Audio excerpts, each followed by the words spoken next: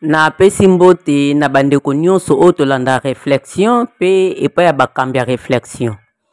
Na ye mpona korépondre na mituna oyo euti kotunama andira semaine oyo. Motuna liboso ezali mwasi to mobali. Soki omoni kamaradi ya mobali na yo azolinga yo, soit kamaradi ya mwasi na yo azolinga yo, okoloba ou bien okoloba te.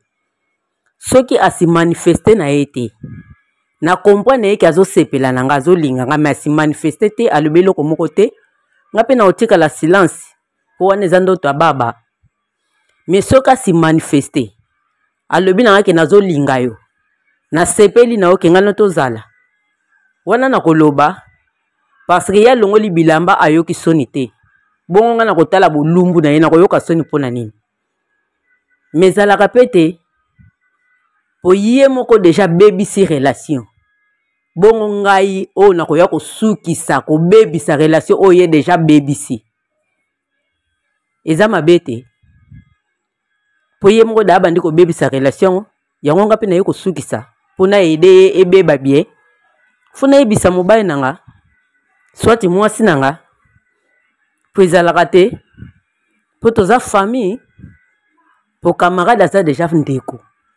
Soko yo kelinga mwasi ya camarade na yo eza propre te.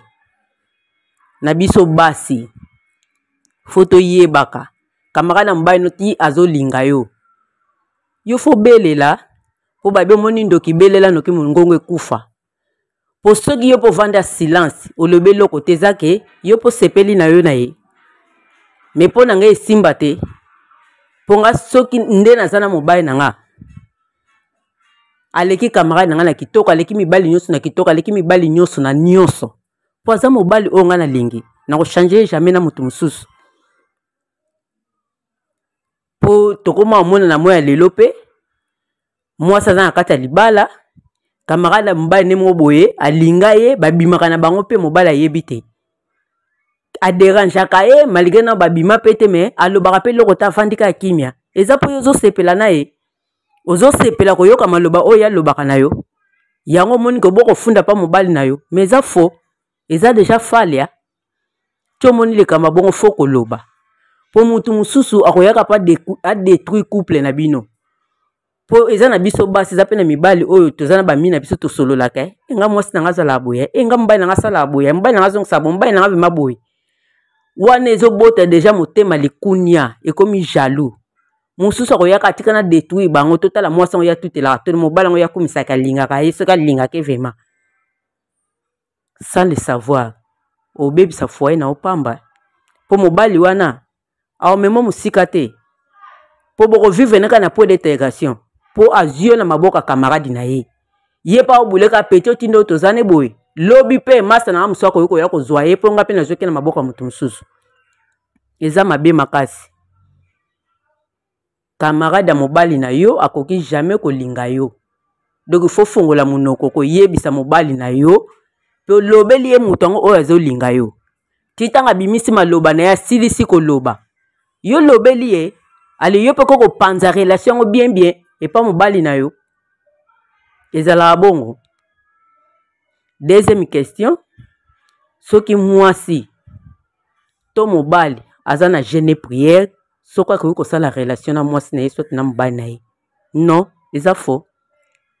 Ne bandeli deja va yo banda jeûne na yo, faut kosolola na moninga ke papa et maman nga na kosala jeûne, ezala ya 3 jours, ya 4 jours, ya 5 jours, ya une semaine, po deja problème ezala te. Boye bakosi comprendre. Mais soki komi ke ozana jeûne yebisi moninga te, tant moninga kozala na posa na yo ekomi ke yo nazana ba prière na nga esimba te. Surtout soki ozana mobali, po mibali ebele misusu bandimaka na bango nzambe. Soki ozana mobali azaka na ye mu comprendre, azana compréhension te, elukola bino ba problème na kati ya ndako. Malamu avo bandeloko wana fo kosolola. Pe soki ozana ba prière, ozana jeûne, osala ba prière na moment ya repos, okoki jamais kosangana na mwasi na yo to na mobali na yo. Po nanu osilisi te, ozaka kaka na ba prière nanu osilisi te. lobande soki mokolo no ekoki otiaki ya 3 jours okokisi 3e jour na yo bien 1 semaine na yo bien 4e jour na yo ekoki wana sava ezaki osilisi ba prière na yo. Mais soki nano osilisi te okangi 0 heure ofungola 8 heures ou bien ofungola 12 heures ou bien ofungola 18 heures que ofungoli po pema ndenge ezalaka kaka aliyoka esala rapport na mwasi na soti na mobali na yo eza faux eza péché.